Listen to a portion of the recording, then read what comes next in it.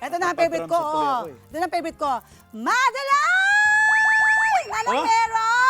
Of course, it's Abot na, taas na. Fun-Yum Weekend today. At ngayon nga naman, ating balik tanawin Yun. ang mga paboritong luto ni Lola noon. Ayan, sobrang taas ang energy ha.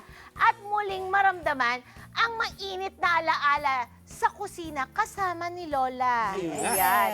Siyempre, itong recipe to, hindi naman ito yung actual recipe ng Lola ko dahil siyempre, nobody beats Yeah. my Lola Toning's recipe. No? And also yung mga... Recipe niya yun. Yes, Yun na yun. oo. Hindi ko talaga pwedeng i-copy ng sobrang copy yun.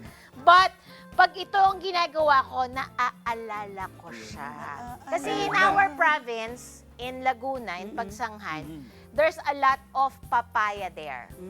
Oo nga pala. So, I call my salad, Anong it's pangalan? the green thigh papaya salad. Wow, sarap yan. Salad again. Salad again. Yes, ayan. Siyempre, itong green papayang to ay napakahalaga sa atin dahil ang taas ng enzyme. Yung enzyme niyan, yung enzyme papain.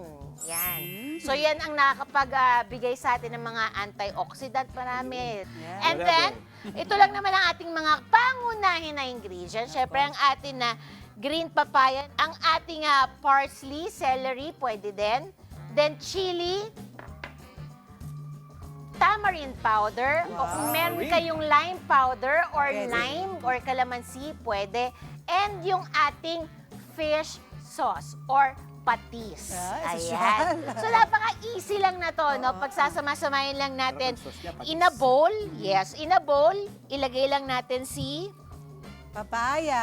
green papaya. Ayan. Pag nasa ano kayo, alam nyo, pag nagpunta kayo ng Thailand, isa ito sa kanilang appetizer. Okay. Kasi it's really, really delicious mahilig sila sa and ano eh, celery good. eh. Yes. Tapos, lagyan lang natin siya ng patis. Yun na. Tapos, ito na yung ating sile. Optional, pero mas masarap. Merong konting chili. So, from there, lagay natin sa bowl, i-mix up natin siya. Then, Sarap, mang. Yes. yan. And Parang then, maganda- lagyan masarap natin na pala ng konting tamis, which is from honey. Honey. Kung walang honey, walang love life. Charot! Ay! Hindi. Ano, pwedeng sugar. Ayun. Yan, lagay natin Sugar. dyan. Oh, So, honey, mix honey. lang natin Yun na, dyan. mismo. Yung tamarind natin, yun yung pinaka, ano natin, Pang-asim. yes, citrus Pwede natin. siyang vinegar din or hindi? Pwedeng vinegar, pero sa akin kasi mas masarap yung citrusy from the, tawag dito, from the fruits or from the lime. Tapos ito, durugin lang natin yung ating parsley. Ang tawag rin ng atsara yun, atsara. Parang atsara. Itsura, oh, itsura. Yan. So, kailangan Paborito durug ko na yun. durug siya para lumabas ang kanyang aroma. Tapos, ilagay lang natin siya sa taas. Alam nyo, ang recipe to, it's about 350 to 500 pesos sa ibang restaurant or sa Thai mahal pala. restaurant. Kasi it's really good kasi. And the papaya itself, sabi ko Yun. nga sa inyo.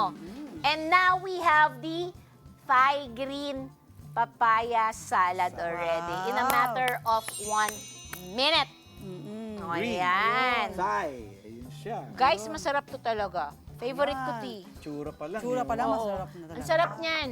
Kasi yung lola ko, ang ginagawa naman dyan, kaya ko siya naalala, is atsara. Ayun Ayun na nga. nga. Diba? Favorite At yan. tsara. Favorite ko rin yung Look-alike yun niya. Yan. Yes, atsara. Atsara. Pero dahil modernize natin, Oo nga ginawa naman. natin Thai green papaya. So, ang ganda ng topic natin ngayon, no? Ang Ay, sarap grabe, makinig. Lalo na yung sinabi ni Doktora kanina, na ano ko sa isip ko na pag may failures tayo, tanggapin natin. Dahil sa mga failures na yan, mas lalo tayong tumatatag. At doon ka matuto. Oo nga. Correct. Dahil nga, syempre, grandparents yan. Happy birthday kaya Lola Juliet Sambo. And happy anniversary po sa inyo. Yan, Sir Efren Sambo. Yan, happy anniversary, Juliet and Lola Efren Sambo. Ayan, Lola. Ako rin, shout out sa laging nanonood sa amin. Tita Delia, salamat ulit. Ayan. Ayan, sa akin Salamat din. pagpanood. Pa-shoutout din naman sa aking family at syempre, my gratitude to my Lola Tuning and sa aking mga Lola, ancestor. No? Kasi sila talaga ang nagpamana sa akin na itong mga talentong to. Actually, hindi naman ito lahat pinag-aralan sa eskwelahan eh. Shinare talaga Ito sa'yo. ay talaga gift and experience from my lolos and lolas way back nung kami maliliit pa. Kaya, I love you, I love you, I love you. Yan. And habol ko lang syempre Lola sa pasalamatan ko ulit ang aking kaibigan yan, of course. Alvaro Cabok yan, sa pagpunta. Kahit sobrang puyat yan, pumunta ka. Ah, salamat! Yan, salamat kaibigan! Yan. Ayan. Salamat. Tapos binabati ko pala yung kaibigan ko, si Bobby Polito, watching from Zambales. Yes. Ayan. Thank you nga pala sa papaya. Yan. Galing papaya. Yung papaya natin galing Zambales pa. Wow. At saka last na lang, yan. Ayos, ah. Yan, last na lang. Ate Cynthia, hello. Pasalubong Ate namin. Sisha! Pasalubong namin dyan. I miss you! Ay, Sir Ernie Garcia, yan, Yeah. si Otobi. Yan.